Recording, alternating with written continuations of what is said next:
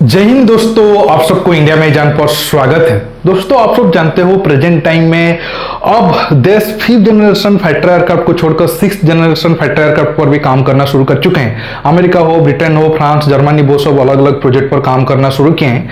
लेकिन भारत की बात करें तो अब भी हम 4.5 या 5th जनरेशन फाइटर एयरक्राफ्ट को कैसे आने वाले टाइम में बनाएंगे उसके ऊपर काम कर रहे हैं। और आप सबको पता होगा, बहुत सारे लोग सवाल पूछ रहे थे जब मैं इसी टॉपिक पर वीडियो बना रहा था, या फिर आप लोगों के मन में भी होगा भारत इतना लेट क्यों है, जबकि चीन के पास भी एक तरीके से आप कह सकते हो J-20 5th generation fighter aircraft आ चुका है। हाँ, वो 100% ना भी बना हो, लेकिन वो तो कोशिश कर रहा है और कुछ साल के बाद वो 100% सक्सेसफुल हो जाएगा।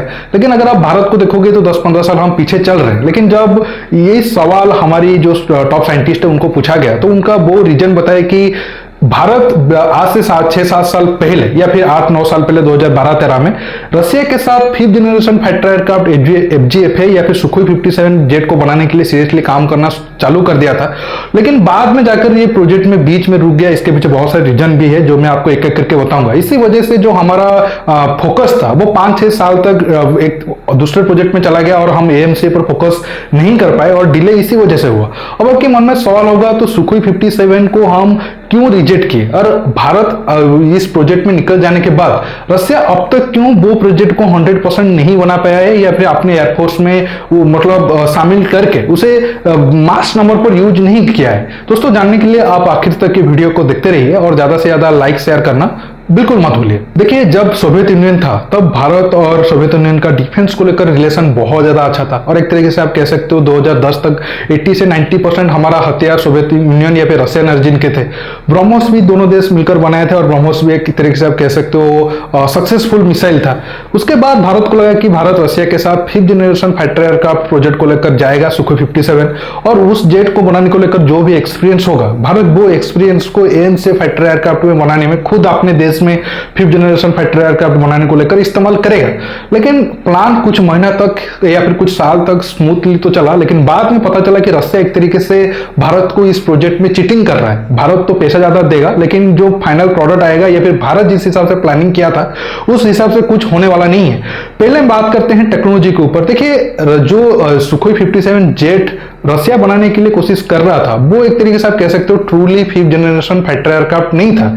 रशिया उस जेट में स्टेल्थ फीचर कितना ज्यादा बेहतर होगा या कितना ज्यादा होगा उसके ऊपर ज्यादा फोकस ना करके रशिया का ये फोकस था कि ये जेट कितना ज्यादा मैन्यूवरेबल होगा आसमान में, जब दुश्मन उस जेट उसके सामने आएंगे तो कैसे ये मात दे पाएगा, उस टाइप के प्रोसेस में रशिया का ज्यादा फोकस था। लेकिन ठीक है, एक वक्त पर अगर आप 40-50 साल पीछे जाओगे तो आपको जेट में मैन्यूवरेबल ज्यादा होना एक अच्छा संकेत है, क्योंकि आप उससे दुश्मन की फाइटर एयरक्राफ्ट को भारी पड़ सकते हो। लेकिन जैसे जैसे टेक्नोलॉजी डेवलप हुआ और एयर टू एयर मिसाइल की कॉन्सेप्ट आया और ज्यादा रेंज की एयर टू एयर मिसाइल है, तो उसके बाद आपको डॉग फाइट या फिर आसमान में मैन्यूवरेबल करना वो कोई बहुत ज्यादा तक मतलब वो एक तरीके से आप कह सकते हो स्ट्रॉन्ग पॉइंट नहीं रहा। हाँ, एक वक्त पर आपको जरूरत पड़ सकता है, लेकिन अगर आप स्टेल्थ फाइटर एयरक्राफ्ट बनाने के लिए सोच रहे हो तो आपका मेन मकसद है कि दुश्मन को पता चलने से पहले आप जाकर उसमें की टेरिटरी में बॉम्ब गिरा के वापस आओ, और जब उनको पता चलेगा और वो अपने फाइटर एयरक्राफ्ट को भेजेंगे तब तक आप अपने देश में वापस आ चुके होंगे। और ऐसे पॉइंट में आपको बहुत कम चांस है कि दुश्मन फाइटर एयरक्राफ्ट के साथ आपकी डॉग फाइट होगा या आमना सामना होगा। इसी वजह से भारत को ये लग रहा था कि रशिया अगर मैन्यूवरेबिलिटी ऊपर ज्यादा फोकस कर रहा है तो ये एक हद तक तो ठीक है, लेकिन स्टेल्थ फीचर को कम करके बिल्कुल भी नहीं। इसके साथ जो राडार लगने वाले थे या इंजन लगने वाले थे वो 5th जनरेशन स्टैंडर्ड के हिसाब से नहीं थे। हालांकि बाद में रशिया ने यह भी कहा वो जब प्रोडक्शन में जाएंगे जेट तब तक वो एक अच्छा इंजन बना देगा जिसमें ज्यादा हीट रिड्यूस ना हो और वो 5th जनरेशन जो भी पैरामीटर है उसको वो मैच करेगा। लेकिन काफी साल बाद रशिया वैसा करने में कामयाब नहीं रहा। वो भी एक नेगेटिव पॉइंट था हम इस प्रोजेक्ट से बाहर निकलने में। और दूसरा पॉइंट है कि रशिया टेक्नोलॉजी ट्रांसफर या फिर भारत को इस प्रोजेक्ट में ज्यादा ट्रस्ट नहीं कर रहा था। अगर आप देखोगे इस प्रोजेक्ट में 25% वार्ड शेयर HAL या फिर इंडिया का था और लगभग 50% जो फंडिंग होने वाली थी वो भारत से थी।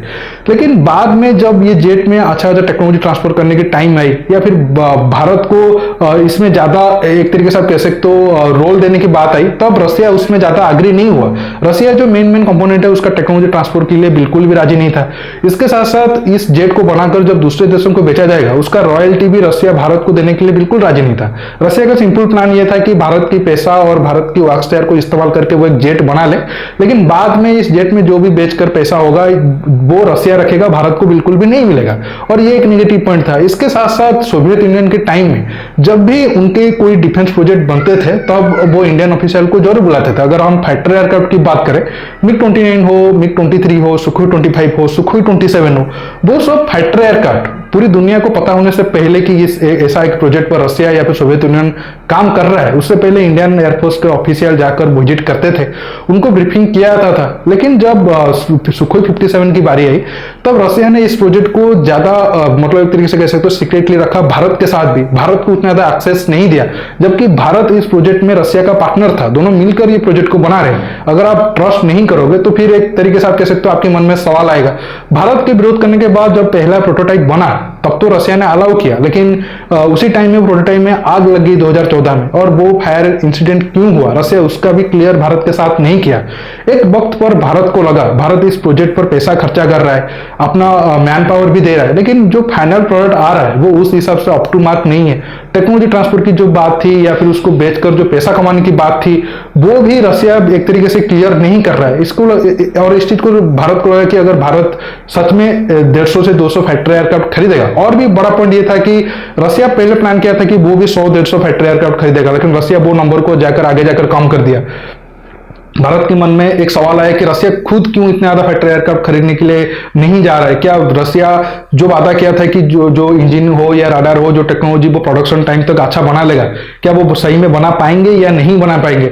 अगर इसके साथ भारत के मन में सवाल था, अगर भारत आगे जाकर 150 से 200 नंबर पर सुखोई 57 को खरीदता है और इसमें बहुत ज्यादा फंड जाएंगे, अगर इंडियन अपग्रेड आप उसमें करते हो तो $150 मिलियन के आसपास पर प्लेन पड़ जाएगा। अगर टेक्नोलॉजी ट्रांसफर सब कुछ आप आर करते हो तो भारत के पास फंड ही नहीं बचेगा। जो MMRCA टेंडर तब उस टाइम में चल रहा था, उसके साथ आगे जाकर भारत का प्लान था कि खुद एम से फाइटर एयरक्राफ्ट बनाएंगे, तो वो सारा काम नहीं हो पाता। इसी वजह से भारत को एक वक्त पर लगा कि इस प्रोजेक्ट में आगे जाएंगे तो नुकसान भारत को ही होगा, और भारत उस प्रोजेक्ट से निकल गया। और आप देखो भारत निकलने के बाद रसिया का हालत क्या हुआ।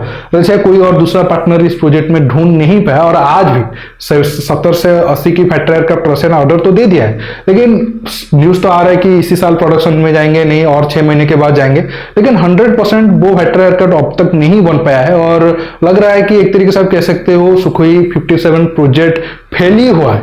और अगर रसिया भारत को ज्यादा ट्रस्ट करता है, दोनों देश मिलकर काम करते सीरियसली, खासकर रसिया की अगर आप बात करें, तो आज इस प्रोजेक्ट का हाल कुछ और होता। अब आप नीचे कमेंट बॉक्स में कमेंट करके बताइए भारत इस प्रोग्राम से निकलकर सही किया है, या फिर आपको लग रहा है कि नहीं भारत को और थोड़ा टाइम देना चाहिए था। मेरे हिसाब से तो सही किया है। और दोस्तों, ये वीडियो को ज्यादा से ज्यादा लाइक शेयर करने के साथ साथ आप मेरे चैनल को सब्सक्राइब करिए, और सब्सक्राइब बटन के पास जो बेल आइकन है उसे प्रेस करिए, ताकि आगे आप मेरे आने वाली वीडियो को मिस ना कर सके। दोस्तों रुकता हूं, बहुत जल्द और एक नया टॉपिक के साथ मिलूंगा। नमस्कार, जय हिंद।